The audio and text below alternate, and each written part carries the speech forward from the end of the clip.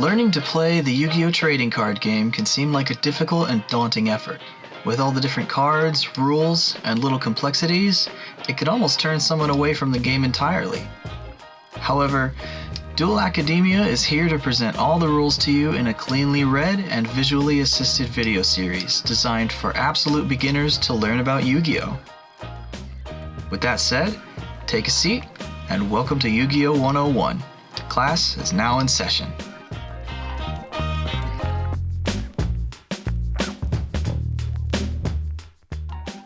In this episode, we'll be covering the objective of the game, what you need to play, the main types of cards you'll be using, and the field of play.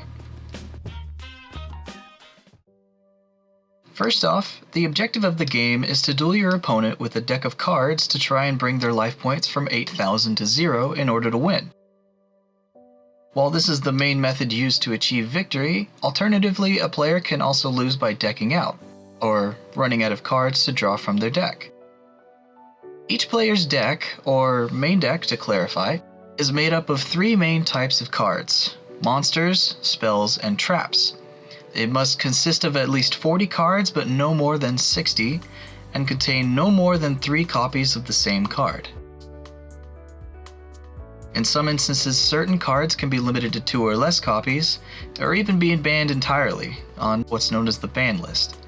For now, we'll begin by exploring the zones on the game mat. Each of the cards that I mentioned are played on the game mat, also known as the field, shown here. On the field are different zones, which are outlined on every starter and structure deck playmat to help players that are new. Here we have the main deck zone, where your constructed deck is placed when play begins. Above the main deck zone is the graveyard, commonly abbreviated in card text as GY. Monsters that have been destroyed, along with most spells and traps, are sent here face up after use. Above, or sometimes to the side of the graveyard, is the banished zone. Cards can be sent here due to certain effects. There's no official spot for it, but you can think of it as a kind of second graveyard. To the left of the graveyard are the 5 main monster zones, where your monster cards can be played in face-up attack and defense position, or face-down defense. Above the second zone in on each side are the extra monster zones, where monsters from your extra deck can be summoned, but don't worry too much about these for now.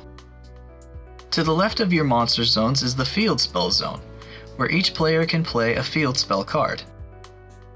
These cards usually have an effect on both players' fields, and each player can control one each, either face up or face down. The row below your monster zones are the spell and trap zones, where these cards can be played or set face down for later use. You may notice these zones with crystals. These are called pendulum zones, but right now just know that you can use them as regular spell and trap zones.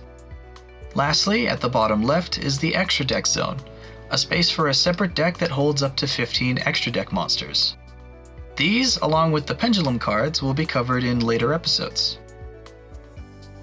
These are all the zones at your disposal on the field, so naturally we need to learn more about the monsters, spells, and traps that you can put down. We'll explore monster cards in detail with the next lesson, so for now let's look at the spell cards, of which there are a handful of subtypes to know. Spell cards with no symbol are known as normal spells.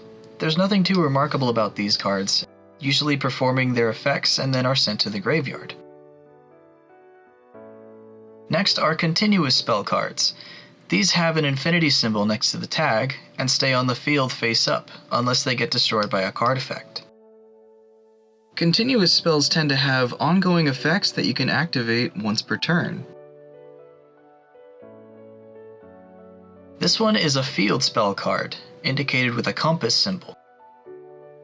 Placed in the field zone mentioned earlier, they stay there until removed, and usually have effects that apply to both players. Each player can control a field spell card, where previously only one could be active at a time. If you have a field spell in play already, and decide to play another, the one already on your field is sent to the graveyard when you play the new one.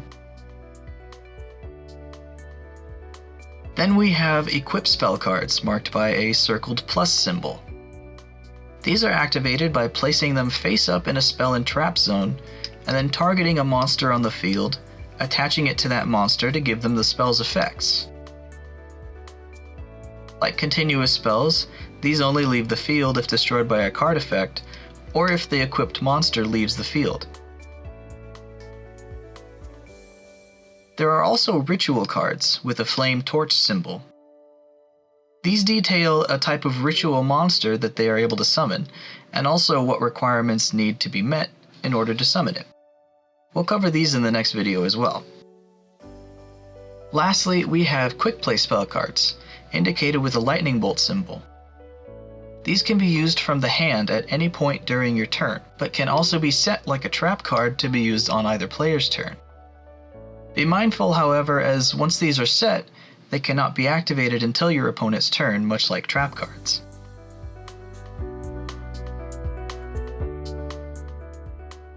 Now, trap cards all abide by that rule, where they must be set until the start of your opponent's turn in order to be used. There are some trap cards that can break this rule, but will explicitly say so in the card text.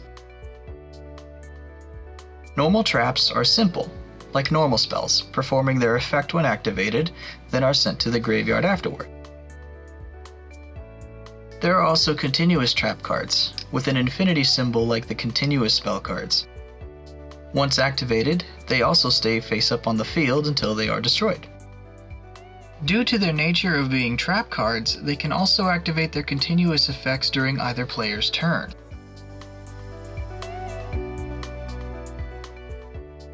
Finally, there are counter trap cards indicated with a turned arrow symbol.